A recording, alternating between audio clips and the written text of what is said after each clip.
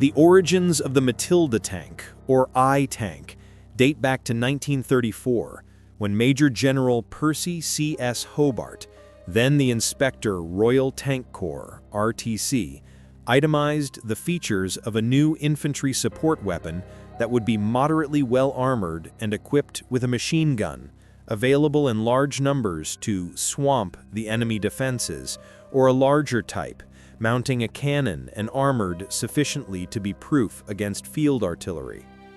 Due to finances, Britain's interwar military leaders favored the smaller of Hobart's prototypes, the A-11, which was codenamed Matilda. This curious name was derived from a popular feathered cartoon character of the time, Matilda the Duck, because the tank's 27 tons of metal moved about as elegantly as an overweight waddling duck.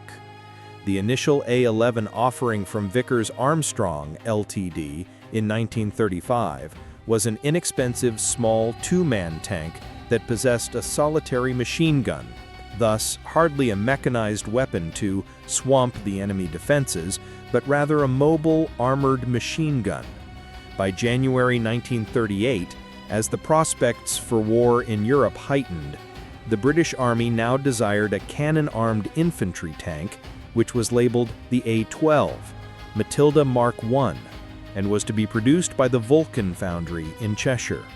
This tank would have a coaxial Vickers .303 caliber water-cooled machine gun and a 2-pounder anti-tank AT gun, firing armor-piercing AP rounds only, housed in a 3-man turret.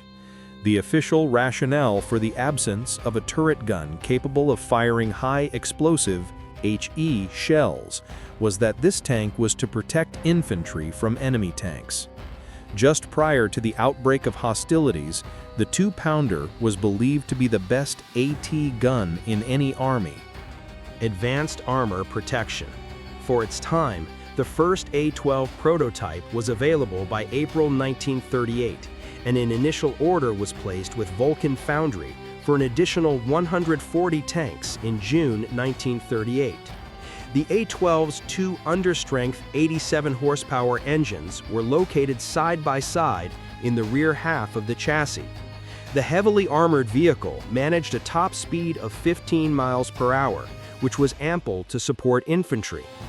Future events would prove the lack of speed to be a major problem in dealing with the fast-moving German panzers in France and then in North Africa against the Deutsche Afrika Korps, DAK. In reality, over rough desert, the Matilda seldom managed speeds of over 6 miles per hour. The main virtue of the A-12 design was its armor protection.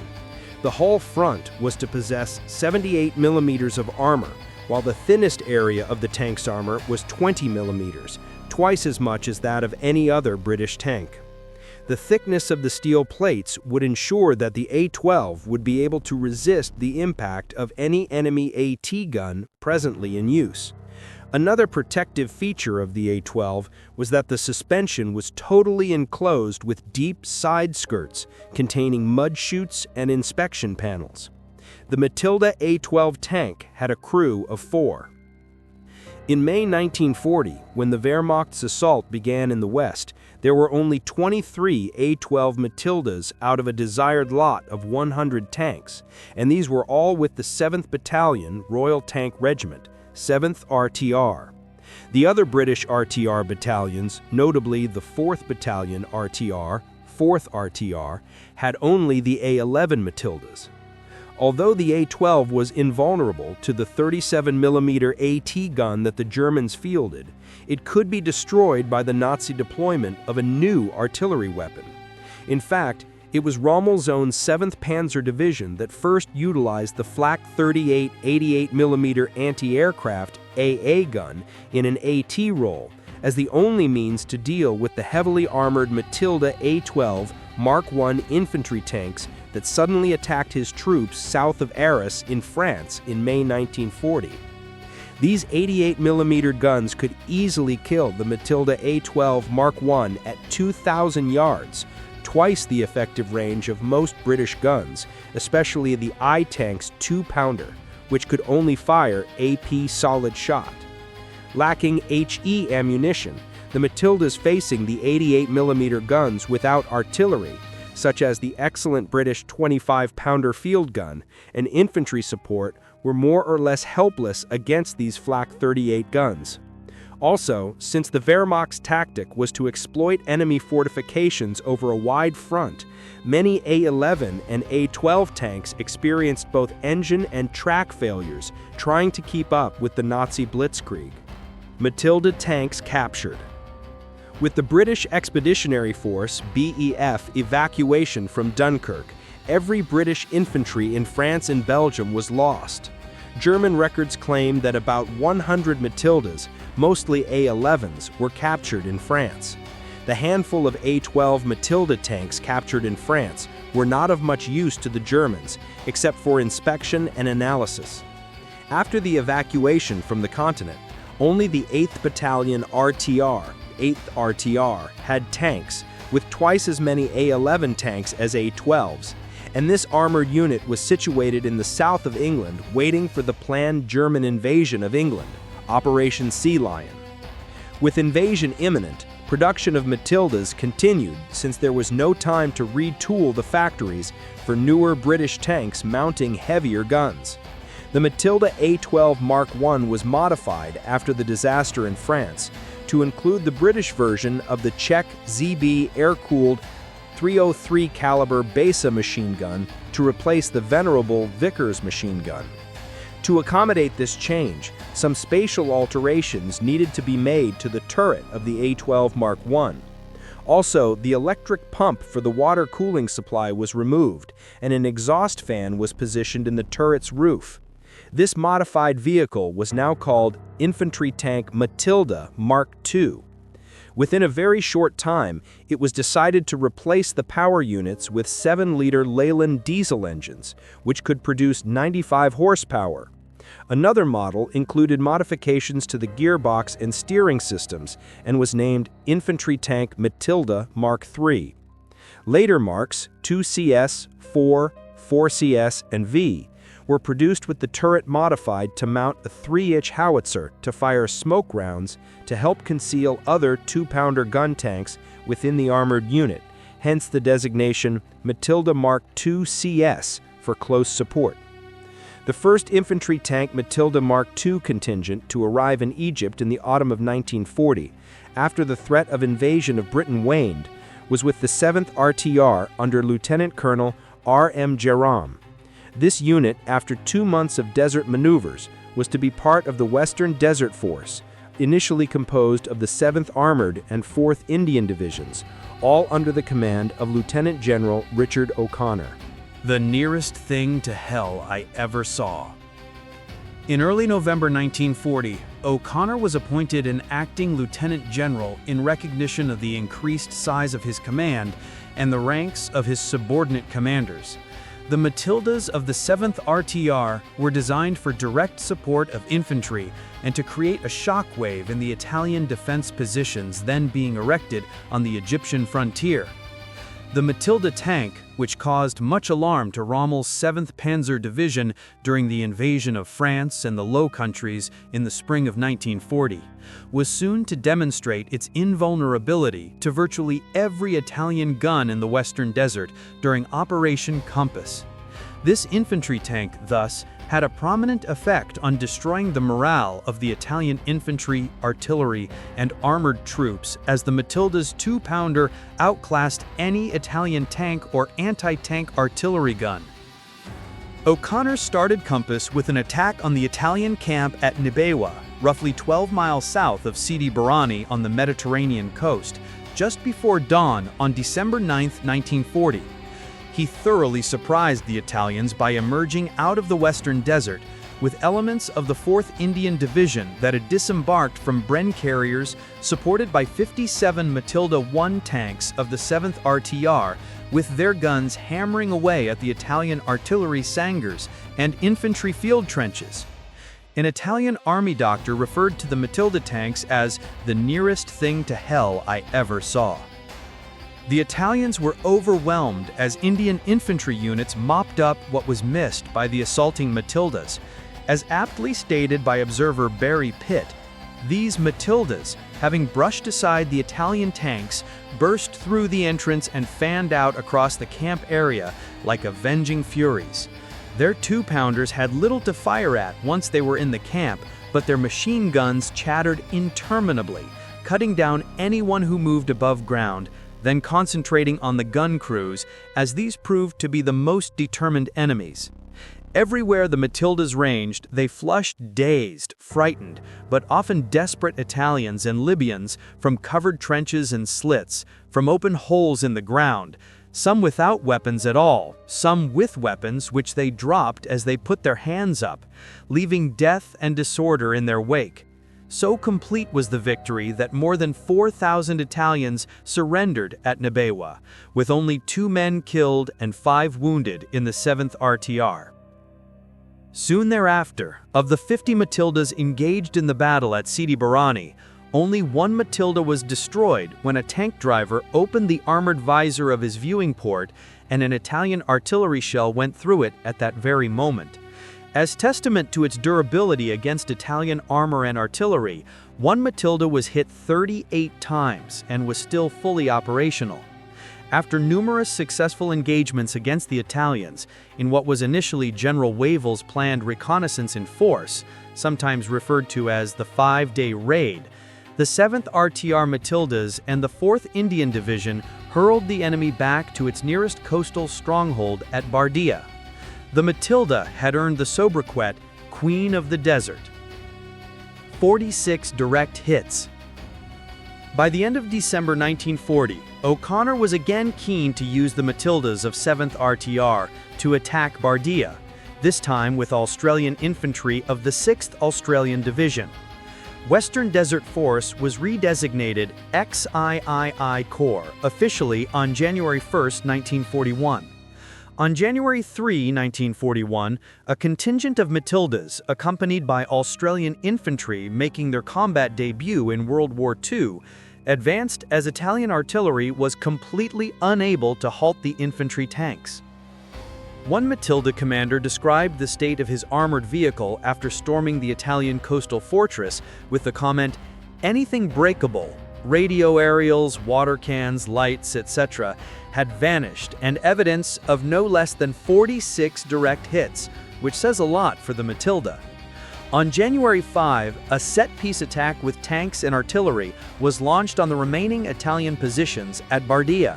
6 Matildas participated, and by midday the battle was over, with thousands of Italians from the 45,000-man garrison surrendering.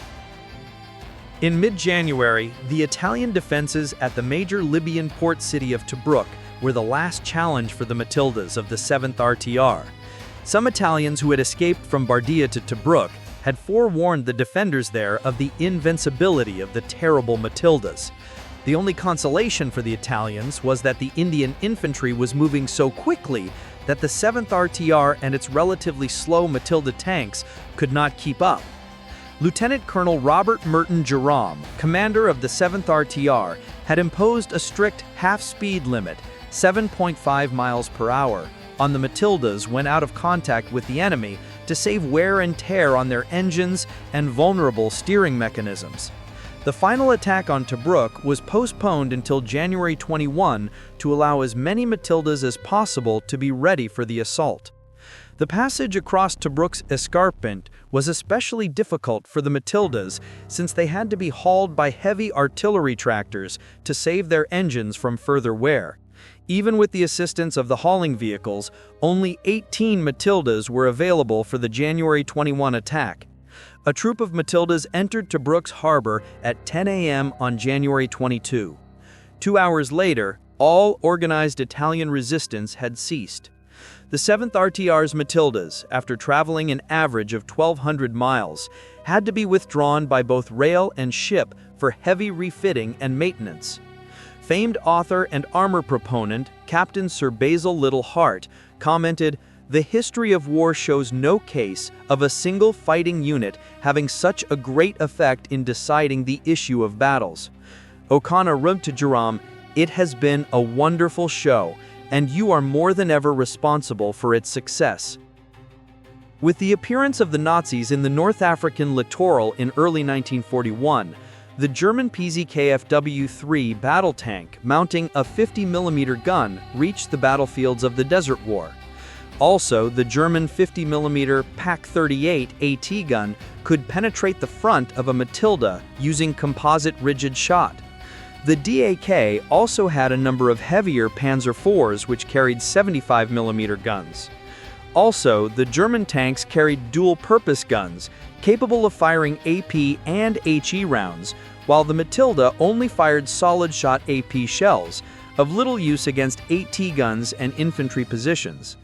Despite its evolving obsolescence, the number of Matildas in the Middle Eastern theater continued to increase. Both the 7th RTR and the 4th RTR took part in Wavell's Operations Brevity and Battle Axe in May and June 1941. Wavell was pinning his hopes for success in these operations, in part on the proven durability of the Matildas. However, both attacks, aimed at reclaiming the coastal region along the Libyan-Egyptian frontier and raising the siege of Tobruk, failed, with many Matildas lost at long range. Of the 100 or so Matildas that participated in Battle Axe with the 4th Armored Brigade on the morning of June 15, only 37 were still capable of action when night fell, although the tank fitters would have 11 more ready by the following morning. The last Matilda tank production order. Curiously, a captured German officer claimed that about 20 Matildas had broken through the Axis lines during Battle Axe near Fort Capuz and advanced on a defenseless Bardia, where only German administrative units were posted. However, these Matildas ran into a battery of German 88s stationed there for air defense. The guns destroyed all of the British tanks. After Battle Axe, Wavell was replaced by General Claude Auchinleck as Commander-in-Chief, Middle East. Elements of the 42nd and 44th RTR of the 1st Army Tank Brigade, comprising roughly 65 Matildas, took part in Auchinleck's Operation Crusader battles that resulted in the relief of Tobruk. Approximately 70 Matildas of the 32nd Army Tank Brigade were also located within the Tobruk perimeter. On November 27, 1941, Matildas of the 32nd Army Tank Brigade from Tobruk met troops of the New Zealand Division near El Duda, raising the 240-day siege of Tobruk. The last production order for 75 Matilda tanks was made in the spring of 1942, when the design clearly had become obsolete. However, the Matildas were implemented in a variety of different roles in the deserts of North Africa. The Gazala battles of May-June 1942 resulted in General Erwin Rommel's DAK retaking Tobruk on June 21, 1942, and the pell-mell retreat of Auchinleck's 8th Army to the Egyptian frontier. A few Matildas covered the withdrawal of British and Commonwealth infantry from their fixed positions. At Ruwais Hat Ridge, during Auchinleck's first Battle of El Alamein in July, 4 close support Matildas mounting 3-inch howitzers to fire smoke rounds as cover for other tanks participated in a suicidal charge with Valentine tanks of the 23rd Armored Brigade, with only 1 Matilda surviving. During the pivotal Second Battle of El Alamein at the end of October, British General Bernard Montgomery, now commanding the 8th Army, utilized Scorpions, old Matildas fitted with revolving drums and chains, to detonate mines by thrashing the ground ahead of the remaining armor and infantry. 24 of these Scorpions participated in the Second Battle of El Alamein. A Matilda Baron Mark III was also developed to not only clear minefields with its flail, but also to chop through barbed wire and excavate earthworks. Supporting the Australian infantry. In other Mediterranean locales, a squadron of 16 Matildas was shipped from England to Port Sudan to be part of the 4th RTR spearhead in the British attack against the Italians in Eritrea in early 1941. In rough terrain, this squadron covered hundreds of miles on its original tracks to help defeat a much greater Italian force, ultimately enabling the British to gain access to the Red Sea. On the island of Crete in May 1941, New Zealand General Bernard Freyberg had 9 Matildas from the 7th RTR that were shipped from North Africa. However, these Matildas were lost when the island fell to the Germans in late May 1941. In the Pacific theater, Australian forces obtained more than 400 Matildas from Britain and New Zealand between 1942 and 1944. Matilda A-12s assisted Australian infantry in New Guinea, Bougainville, Tarakan, the Laboon Islands, and northern Borneo. These infantry tanks fought on roads no wider than jungle tracks. Additionally, the Matilda CS variant with its 3-inch howitzer proved effective against Japanese bunkers. The Australians installed a telephone set on the rear of the Matilda's hull, which enabled squad and platoon commanders to directly communicate with the tankers when they were buttoned up. During interrogations after the war, it became apparent that Japanese defenders often fled from their fortifications rather than confront these Matilda bunker busters.